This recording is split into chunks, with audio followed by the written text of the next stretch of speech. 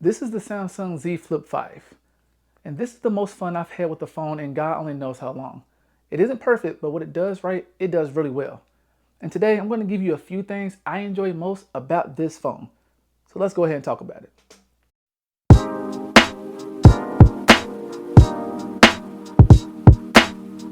Okay, so let's start with some specs before I tell you why I adore this phone so much.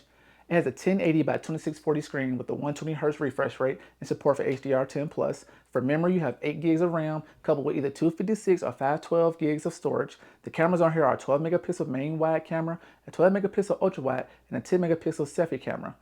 Powering it is a 3700 milliamp battery, which can be fast charged at 25 watts wired, 15 watts wirelessly, has the ability to reverse wirelessly charge other devices at 4.5 watts. Now onto the fun part. Okay, so just from the name, you know that it flips in half or folds in half, whichever way you want to put it to make it more compact. But until you actually do this, you don't know or get how useful this action is. Now, I also have a 13 Pro Max, which I use daily until getting the Flip 5. The Pro Max is a big phone. It's wide, it can be kind of bulky at times. Going from that to a device that I can fold in half to fit in my pocket is refreshing. Now, I do want to point out something. I have heard about flip phones. When I worked at Verizon, people pointed out that when folded in half, the Flip 5 is thicker than a conventional smartphone. And this is true. But the point is that it still has a smaller footprint than a conventional slab phone. Many times, the issue with the big phone is the height of it. For those with shallow pockets, fitting a iPhone 13 Pro Max in their front pockets is nearly impossible, especially for the ladies. This is why there are so many phones in back pockets that can get stolen or easily sat on. Now, thanks to the Z Flip 5, it is easier to pocket, put it in a small purse, a crossbody, etc. And because it can fold in half, it protects the main inner screen. And the build is pretty solid as well.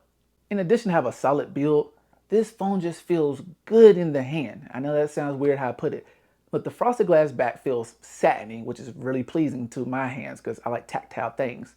The build makes you want to use this phone without a case 24/7. However, despite the fact I am pretty good at not dropping my phones, I do use one just in case of freak accidents because my luck is whack sometimes. It also has a nice heft to it, which makes it feel even more premium. There are no creaks when you're folding it open or closed. The armor aluminum feels reassuringly protective. The hinge glides smoothly, and the clack when you shut it, chef's kiss. Speaking of the hinge, it can lock in at almost any angle. Now this is great for taking selfies or shooting videos without a tripod, which as a creator is perfect for me. The last thing I want to mention about the outer design is the cover screen. Now, this is my first time using a flip device. The previous outer screens were super small and didn't seem too useful to me since you had to open the phone to do most things anyway. However, with the 3.4-inch cover display, you can do a lot of things with the phone closed. You can check notifications, make calls, keep up with your daily schedule on your calendar, check the weather, and more. And contrary to what many people have said, yes, you can set the phone up to run any app you want on the front screen, just like with the Motorola Razr. And it is in no way as difficult as some people have made it seem. All you gotta do is download GoodLock from the Samsung Galaxy Store, open it and install Multistar, and then click I Love Galaxy and click on Lock Screen Widget. From there, you just choose the apps you want and set the widget up on the cover screen.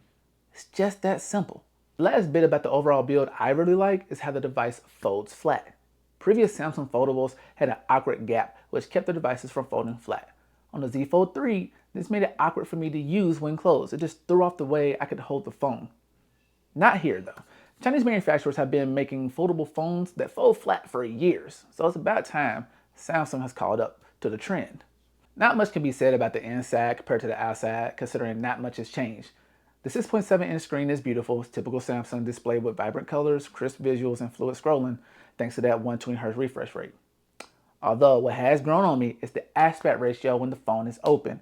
It is a 22:9 aspect ratio, which makes it taller and skinnier than my iPhone 13 Pro Max, and this makes it more comfortable to hold, in my opinion. Now I know what you're thinking.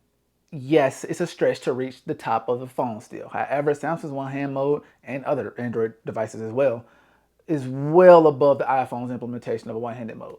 So I'm never really worried about reaching the top of the screen. Being able to get a better grip keeps my hands from getting tired as quick as with the Pro Max. Again, this is my opinion though, but having a wider grip, like holding a brick, it's just uncomfortable for me. The crease is still there, and you can feel it when you run your finger over it. But to me, it has never been a distraction when viewing photos or videos, and I love watching YouTube, So trust me, I've had plenty of time to see if that crease distracts me or not. I started with the design first since that's what will sell the phone to most people. When I worked at Verizon, people would go and play with a phone first, and then that's when they decided they wanted to learn more about it. Now, performance-wise, the Snapdragon 8 Gen 2 for Samsung makes this phone fly through any task. I haven't encountered any situation where the phone struggled. From playing games to editing 4K videos, yes, I do that sometimes, nothing has bogged this phone down. Day-to-day usage is a breeze and delight with smooth animations. Another benefit of this chip is its efficiency. There's no two ways about it. The Z Flip 5 has a very minuscule battery, 3700 milliamps to be precise, and yet somehow the phone can last me a full day with normal usage. Now, if I up my usage by a significant amount, the battery can suffer, but the Snapdragon 8 Gen 2 does its best to optimize and adapt to keep the battery alive as long as possible. Now, in times when I need to charge it, I can get 50% battery in 30 minutes. Now, that sounds good, but after that 30 minutes, the 25-watt fast charging can keep your phone tethered to the wall for well over an hour. You can also charge this phone wirelessly at up to 10 watts if you don't want to be connected to the wall, but that takes even longer. Needless to say, you will have nothing to complain about when it comes to smooth performance. The battery does leave things to be desired though. During my time selling phones at Verizon and T-Mobile, the one thing that I saw was really important to many users is a solid camera setup. The dual 12 megapixel cameras on the back are deceptively good. I'm not a camera buff, so all the aperture size, sensor size, etc. I understand to an extent, but I'm not good at explaining it. But as a user, I can tell you what looks good and what doesn't. I've taken pictures side by side with my iPhone. In many instances, the Z Flip 5 holds its own against the iPhone and looks better sometimes. Even my wife, who is an arduous iPhone user, admitted that the pictures and videos look pretty damn good. The cameras catch vibrant colors and the details are sharp. The pictures are perfect for your social media posts and sharing with your loved ones. Now, in my eyes, while this isn't going to win Phone Camera of the Year and share specs, it will win plenty of people over with its colorful, vibrant pictures, smooth video, and sharp details. Now, if it sounds like I'm doting over this phone, it's because I am. Now, don't confuse that as me saying this phone is perfect. Nothing is perfect. I'm just focusing on the things that most normal consumers look for when shopping for a phone. The design, how it feels, cameras, and performance. From a technological standpoint, the small battery can't be made to last a full day. If you're a power user, you may want to opt for the S23 Ultra. If you want the best cameras, then go for the S23 Ultra, iPhone Pro Max, or any other top Android device. But if you're looking for something fun, unique, and has great performance, then you should add this to your list of devices. But that wraps things up for this one. Before you go, do me a favor, like and subscribe so I can grow this channel. It helps more than you know. And check out these videos on either side of me. This has been Normal Consumer. I'll catch you on the next one.